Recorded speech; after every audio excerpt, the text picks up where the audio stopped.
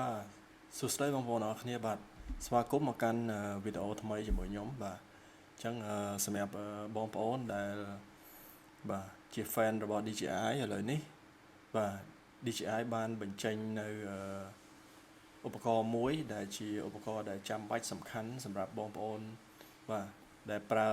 ប្រភេទ microphone DJI បាទដែលយើងត្រូវការភាពងាយស្រួលនៅក្នុងការប្រើប្រាស់បាទឥឡូវនេះហ្នឹងគឺ DJI បានបញ្ចេញនៅបាទ receiver ចំនួនថ្មីបាទ receiver ចំនួនថ្មីគឺដូចទៅនឹងប្រភេទពួក Holyland ដែរបាទដែល receiver នេះគឺមានរូបរាងតូចស្អាតមែនតើបាទជាប្រភេទ Type C បាទអញ្ចឹងសម្រាប់បងប្អូនដែលបាទរងចាំវាគឺឥឡូវនេះគឺមានហើយបាទសម្រាប់ receiver ចំនួនថ្មីនេះគឺយើងអាចប្រើជាមួយនឹង microphone DJI Mic Mini Mic 2 Mic 3បាទហើយនឹង device DJI មួយចំនួនទៀតដូចជាប្រភេទកាមេរ៉ា Osmo Pocket 3ឬក៏ device ដែលប្រើ Type C បាទរបស់ក្រុមហ៊ុន DJI ផ្ទាល់ឬក៏ក្រុមហ៊ុនផ្សេងក៏យើងអាចប្រើបានដូចគ្នាបាទអញ្ចឹងឥឡូវនេះយើងមកមើលរូបរាងវាទាំងអស់គ្នាតែម្ដងទៅបាទគឺខ្ញុំបានយកវាមកប្រើមួយដែរឃើញថាវាល្អអញ្ចឹងយើងមកមើលរូបរាងទាំងអស់គ្នាបាទហើយនេះគឺជាបាទ My DJI ពណ៌សដែលខ្ញុំដកយកមកប្រើជាមួយនឹងវាបាទវាស្រស់ស្អាតមែនតើបាទសម្រាប់ My នេះគឺវាជាប្រភេទ My Mini បាទ Mic Mini ហើយវាមានពណ៌សស្អាតបាទគឺរូបរាងវាស្រស់ស្អាតហើយនឹងឥឡូវយើងមកមើលទាំងអស់គ្នាតែម្ដងជាមួយនឹងបាទជាមួយនឹង receiver នេះផ្ទាល់តែម្ដងបាទសម្រាប់ receiver នេះបាទគឺចំណុចសំខាន់របស់វាគឺវាមានការកំណត់ទៅលើនេះបាទយើងមានការកំណត់ការកាត់សលេងរំខានរបស់វាបាន2កម្រិតបាទមានកម្រិតទាបហើយនិងកម្រិតខ្លាំងអញ្ចឹងនៅក្នុងហ្នឹងគឺវាមានការកំណត់សំឡេងធម្មតាការកាត់សលេងរំខានកម្រិតទាបហើយនិងកម្រិតខ្លាំងបាទហើយអានេះគឺវាមានប៊ូតុងមួយគឺជាប៊ូតុង connect របស់វាបាទអាហ្នឹងសម្រាប់យើងភ្ជាប់ជាមួយនឹង mic ផ្សេងគឺយើងប្រើវាអញ្ចឹងសម្រាប់ receiver នេះវាមានភាពងាយស្រួលជាង receiver ប្រភេទពួកបាទប្រភេទពួក model mic 2ដែលមកជាប់ប្រអប់វាជាប្រភេទ receiver យើងអាចប្រើបានទាំងបាទកាមេរ៉ាទូរស័ព្ទបាទប្រភេទ Type C យើងអាចប្រើបានទូទៅប៉ុន្តែអានេះវាកាន់តែមានភាពងាយស្រួលទៀតដោយសារវា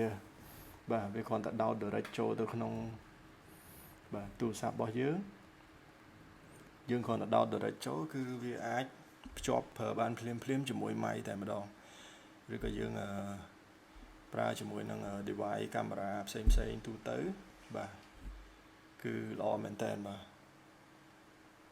ហើយអានេះគឺជាចំនួនចុងក្រោយបាទដែលអាចរកទិញបានបាទគឺជាក់ស្ដែងគឺខាងខ្ញុំមានលក់បាទគឺពិសេសមែនតើអញ្ចឹងសម្រាប់បងប្អូនដែលចាប់អារម្មណ៍ចង់បានបាទយកទៅប្រើប្រាស់គឺយើងមានទាំងបាទយើងមានទាំង mic យើងមានទាំង receiver បាទអញ្ចឹង mic យើងមានពណ៌សហើយនិងពណ៌ខ្មៅបាទបងប្អូនស្រឡាញ់ពណ៌អីអាចយកពណ៌ហ្នឹងបានហើយពាក់ព័ន្ធនឹង receiver បាទគឺយើងមាននៅក្នុង stock ផងដែរអញ្ចឹង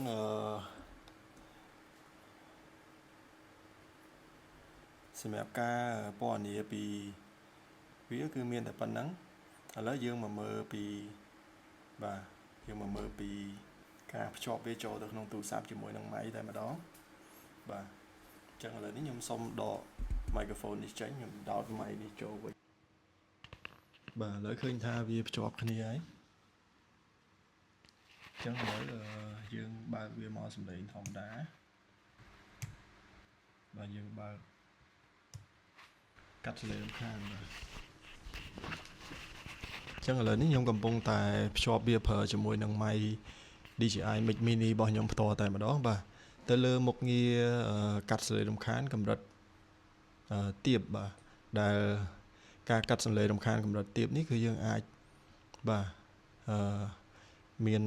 សំឡេងបែបមកល្មមវាជួយកាត់បានតិចតួចបាទហើយពាក់ព័ន្ធនឹងសំឡេងរំខានមួយចំនួនទៀតគឺវានៅតែចូលមកខ្លះ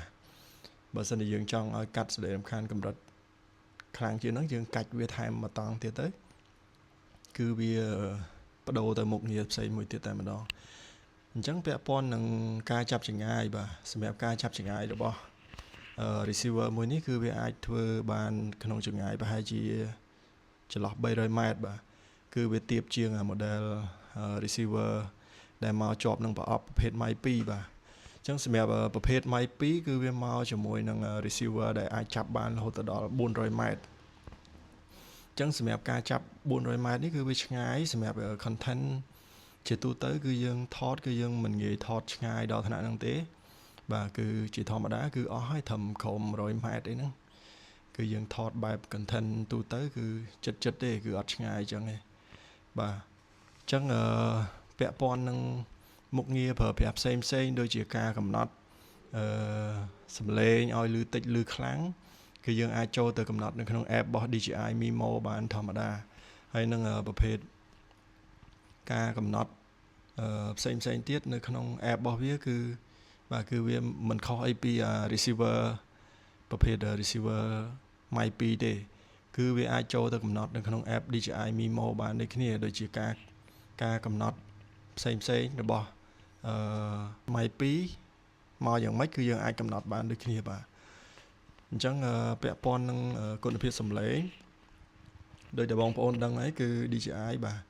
គឺផលិតមកបែប premium quality ខ្ពស់បាទផ្ដោតទៅលើគុណភាពបាទការចាប់ចម្ងាយហើយនឹងបាទជាពិសេសការ design គឺចេញមកបែប unique បាទដែលជាទូទៅគឺមានតម្លៃរៀងខ្ពស់បន្តិចប៉ុន្តែយើងប្រើគឺគុណភាពខ្ពស់បាទសម្រាប់បងប្អូនដែលធ្លាប់ប្រើ DJI គឺដឹងហើយបាទមិនថា model ណាទេមិនថា Mic 2 Mic Mini ឬក៏ Mic 3បាទគឺវាមកជាមួយនឹងគុណភាពខ្ពស់តែម្ដងបាទអញ្ចឹងសម្រាប់នៅក្នុងវីដេអូនេះគឺមានតែប៉ុណ្្នឹងទេបាទហើយបើសិនជាបងប្អូនចាប់អារម្មណ៍ចង់បានបាទអាចតាក់ទងមកខ្ញុំបានបាទហើយជាចុងក្រោយបាទសូមអរគុណបងប្អូនអរគ្នាដែលតែងតែតាមដានវីដេអូខ្ញុំមិនថា Facebook នៅក្នុង YouTube បាទ Facebook TikTok បាទគឺជាពិសេសអតិថិជនដែលតែងតែគាំទ្របាទហើយសម្រាប់បងប្អូនដែលបាទចង់បានអាចតាក់ទងមកខ្ញុំផ្ទាល់បានហើយបងប្អូនដែលអត់ទាន់បាន subscribe channel YouTube ទេគឺបាទសូមជួយ subscribe channel YouTube ខ្ញុំម្នាក់មួយផងខ្ញុំនឹងព្យាយាមរិះរកនៅផលិតផលថ្មីដើម្បីយកមកចែកជូនបងប្អូនបន្ថែមទៀតអញ្ចឹងអរគុណច្រើនសម្រាប់ការតាមដានវីដេអូមួយនេះបាទអរគុណជួបគ្នាវីដេអូក្រោយបាទ